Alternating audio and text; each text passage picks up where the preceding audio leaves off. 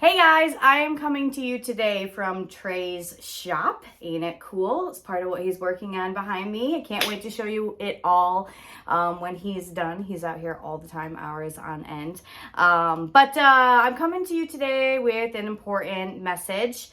Thanks for watching this episode in advance. It's going to be a little bit different than anything that we have done in a while. We got to talk about something. It's the purpose of why we do what we do. I literally have notes because we are also learning a lot of this and it is new for all of us. So I wrote it down because we're still trying to understand it ourselves. So a couple of things. You're getting ready to watch something that we recorded a few months back. We recorded this the day that we found out Trey's latest neurological test results and his new diagnosis. At the time, it was very, very shocking. We didn't really know how to process it, what to do, and we've had some time to at least let it sink in, discuss what we want to do going forward, and what we're going to do with it. So a couple things. So I'm here by myself today because that's what we decided we were going to do as far as telling everybody what this is about. It's not easy for us to talk about this. It's definitely not easy for Trey to talk about it.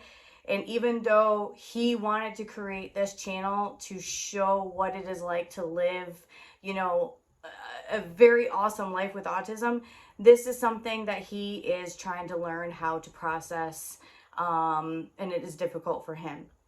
So he has asked me to be his voice, as Du and I have been for many, many years, especially when he was younger.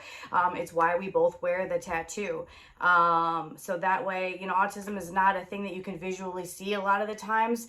And being misunderstood is so common.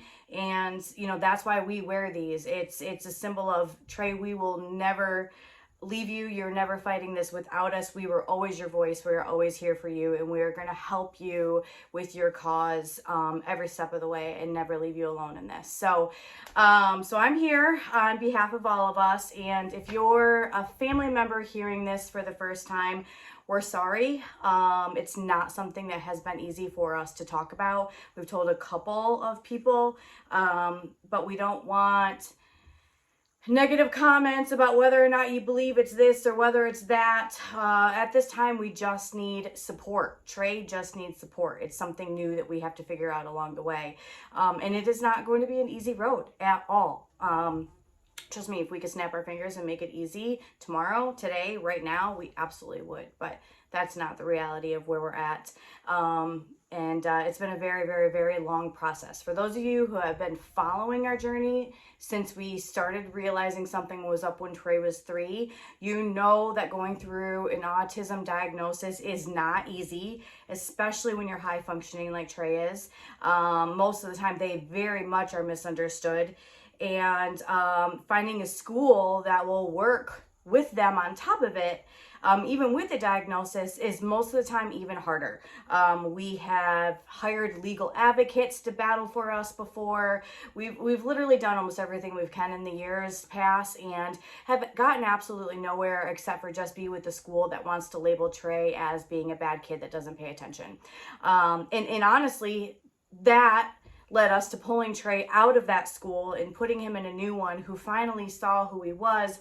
My mom was able to give him one-on-one support and was able to work with them to kind of figure out some of the nitty-gritty along the way. He got an IEP immediately, and from that stemmed where we are today. It triggered the fact of, hey, this is here. You need to go get a visual test. Hey, the visual test led to, you need to go see a neurologist. So it really did open up the door by a school not listening to us at all. But the fact of the matter is we are now here 7 years later and finding out some things that we kind of knew were there the whole time and no one ever wanted to believe him. So that's why we do this page, because there are other kids, there are other people out there who are going through this difficult journey, and we want to help people. Like, don't give up on this. Trust me, there are many, many times where we wanted to do it.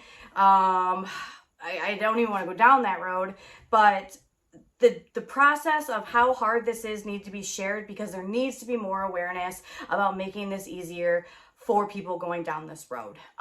So with that being said, I'm going to talk about the diagnosis real quick of what we've been given, what we're doing, and then I'm going to start the video that we recorded. It's a fun little thing. We went out and did a family, literally threw axes and went to an escape house, and it was probably one of the best things we could have done to let out some frustration. So you're going to see that in a minute. It was totally Trey's idea. I highly recommend it if you haven't done it yet. But so this is where we're at. So as you know, when Trey was 5, we finally completed the diagnosis of autism spectrum disorder. The battle continued for many, many years, and we always just knew something was missing.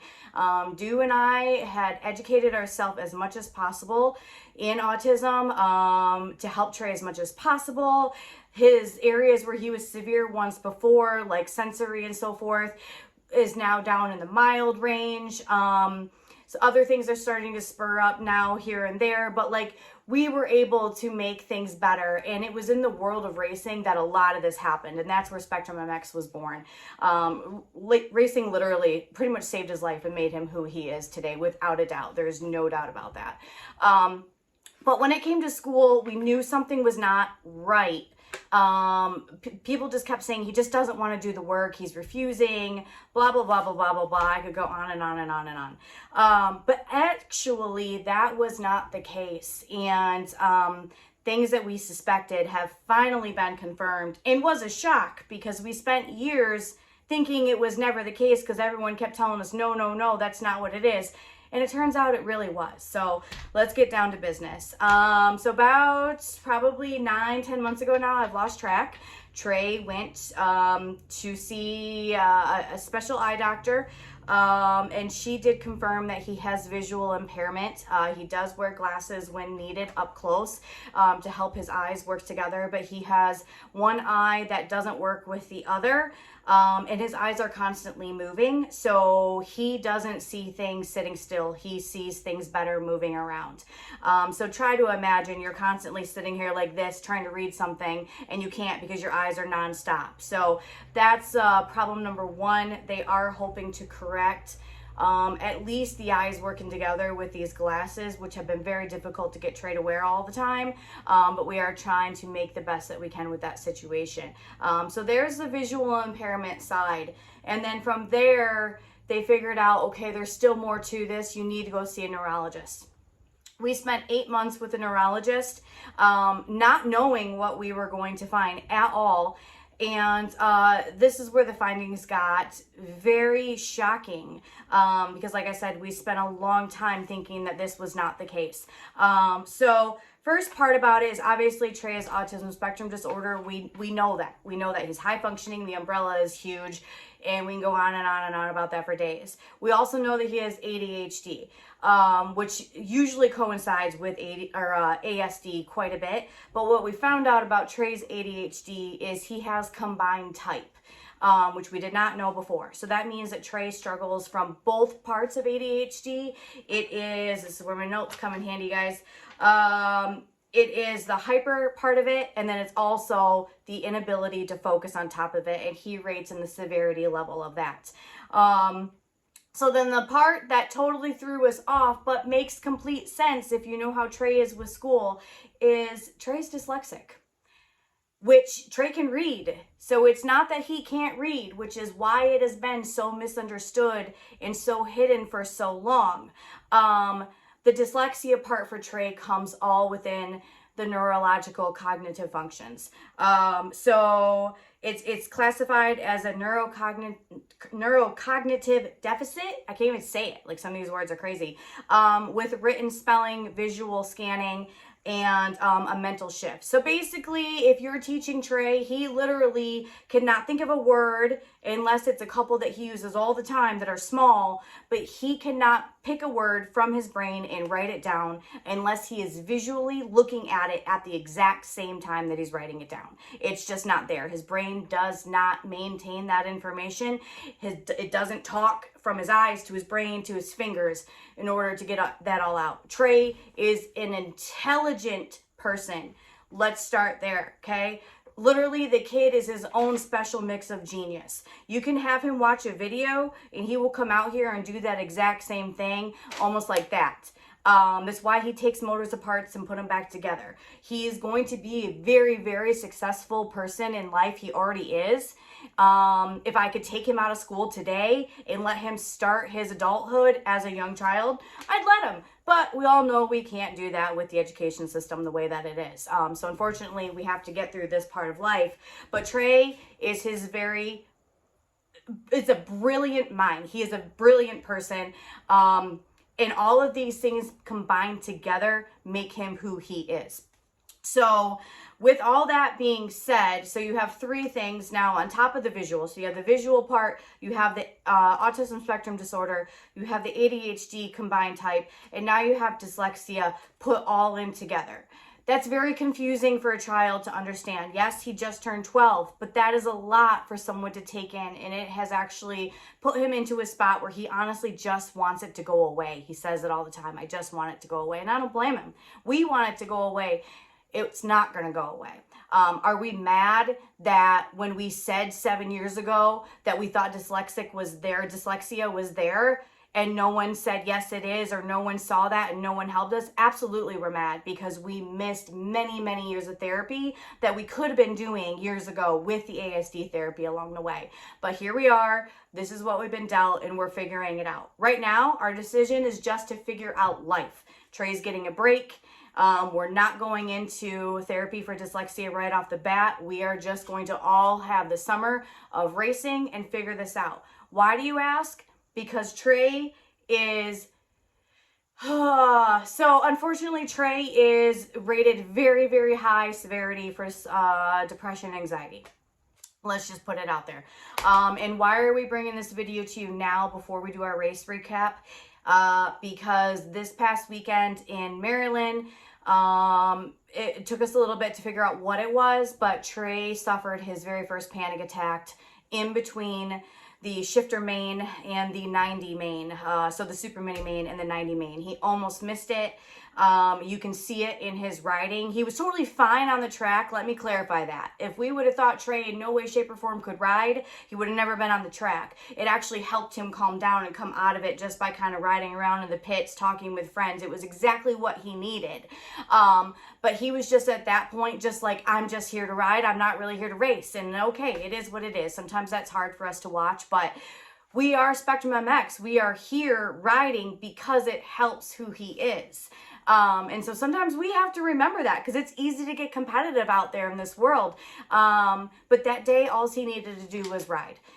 Was it very, very hard to watch? Absolutely. Was it scary? Yes, because we had no idea why he was saying the world was spinning, why he was saying his heart was fluttering. I had no idea what was going on. He had gotten shocked because the ignition switch is backwards, which we're going to fix. It's not that big of a deal. So we were thinking maybe he was being dramatic because he got shocked. None of that was it. He literally went into a full-blown panic attack, which once we figured out, Do and I were able to get him out of that. It was very frustrating, though, to see how his disability affects him at the track sometimes, because we all just want him to have a place to escape and not deal with this stuff. And racing has always been that. And then this year it has triggered. We've had some things that have been triggering for him. He's having a hard time being in crowds again. We saw him having a hard time with noise. He couldn't watch any of the pros, either on the TT or the MX side, because of noise this past weekend. And he went to bed going, why can't I handle being around people? So he is starting to see different things and ask us these questions. And a lot of that is spiking the anxiety for him. So we're doing a lot. We are on a good track. I think we have a good plan in place. We don't want to talk about this a whole lot, but if you see this going on, this is what's going on. And at some point we will continue to raise more and more awareness about this. But right now we have to figure this out for us. So that, again, that's why I'm here by myself today to talk about it, because Trey will probably only watch this once to approve it, because this won't air without him visually seeing it and saying, yes, I approve for you to launch this video, because this is his life. But after that, it's going to be us figuring out what's best for him, and then in the world of racing too. And then we're just going to take it day by day. So the goal of raising awareness is still here. That's never going away. We just need some time to figure it out and focus on Trey, and get through everything day by day.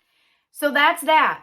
It is what it is. And the next video is, like I said, a recording from the past when we found out that day. It's just going to be a fun little thing. Have, you know, just a memory to share. And it's just part of our journey of dealing with a disability. So it is what it is. Race recap will be coming shortly. I need to do some editing on that and get that put together. Now that this has been out, I can put my creative mind to use. I kind of had a little bit of a mental block trying to figure out what we needed to do from that last race. So awesome. Thank you guys for all your support. Thank you for being here for Spectrum MX. Raise awareness. If you see someone or know of someone that's out there struggling with these things, accept them. Be there for them. Give them support. Being misunderstood is so difficult on the people being misunderstood. Don't judge people the best that you can. Like, just accept them for who they are. Think outside the box, because you never know what's going on. Not everybody wears a tattoo to show what it is. Yes, we decided to do that, but that's just us. So more to come on this, and hope you guys all have a good day. Here's our video throwing axes, and we all survived. So all right, peace out, guys. Hey guys, so we just left a very, very frustrating doctor's appointment after 7 months. And Trey's really been struggling with his diagnosis, just learning how to deal with it. There's days where he just, you know, wishes he was what he calls normal. And that's just frustrating to see your kid have his bad days. So we just went to dinner to try to cheer up the mood for all three of us and debrief about our next steps and what we're gonna do going forward. This is nothing new for us. We have spent many years advocating for Trey, and this is just another one of those situations to where we're gonna go down a different path, and we know the path we're gonna take, and we just gotta look at this as just another bump in the road. But anyway, we are gonna go throw some crap. So this is what I guess letting out frustration looks like, and Trey's super excited, and we're gonna record it because autism and the journey of it and everything that comes with it is not all rainbows and butterflies. We show you guys the great stuff about it and what Trey has overcome in his life. We don't often show, though, the struggles, and the last several months has been a huge struggle. Trey hasn't been riding since the fall. We're riding here next weekend at the time of recording this, so we just really need an escape, and so we're gonna go throw some stuff. Here we go. Where are we at, Trey? Axe throwing? Yeah? Axe throwing.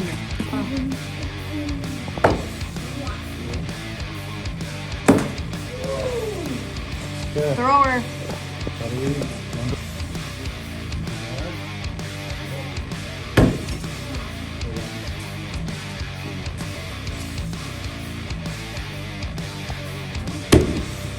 Oh, your dad didn't do it either.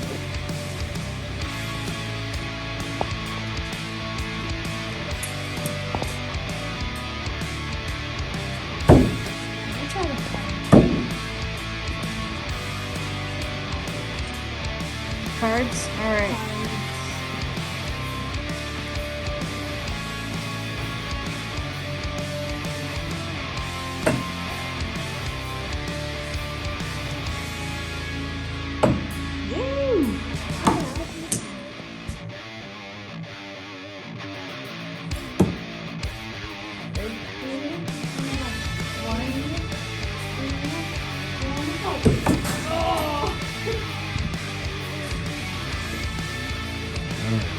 Which duck do you want me to hit? I'm married.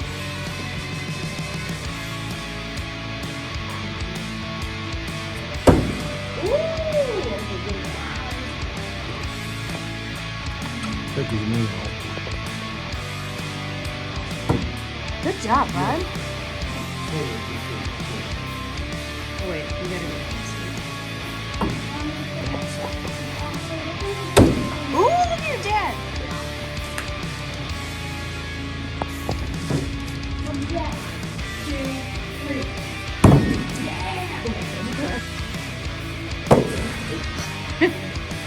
you're going funny, huh? Ninja. Oh, you got a 2.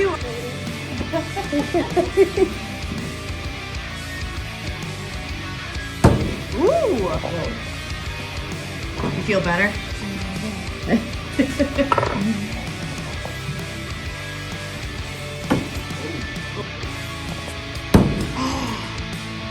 hard.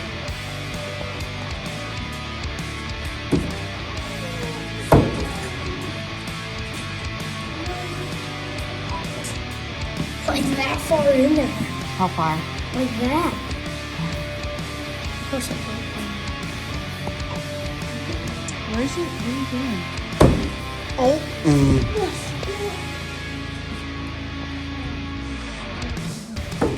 Ooh, you got a 4. We need this stuff at home, he says. Hey, we're looking for weapon throwing sponsors now. Oh, yeah? Oh yeah. You feel better? A little bit.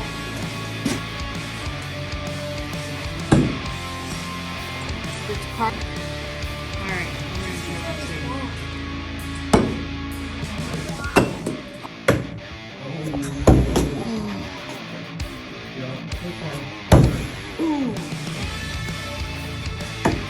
Nice.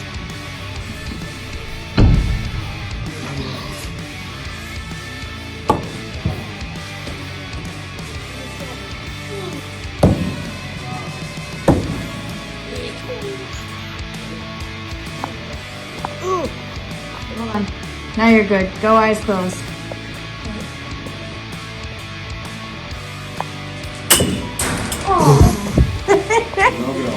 No go. We're gonna work on that one. One more while I'm here.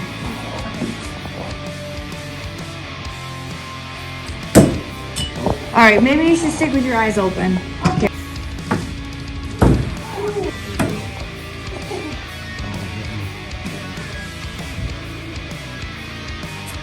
There he is. All right, who is it? What did we do?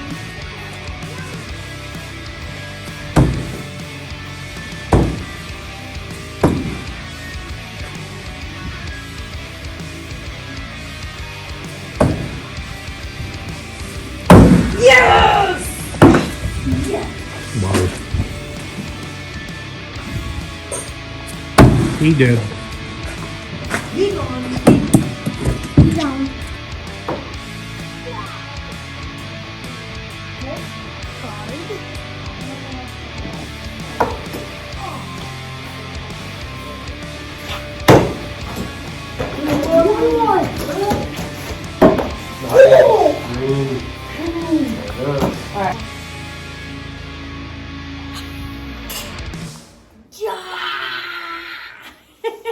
All right, we just did the axe throwing in the escape room, and I just had to say, I know it's super dark, but it was so awesome. You guys have got to do it. We're all going home feeling so much better.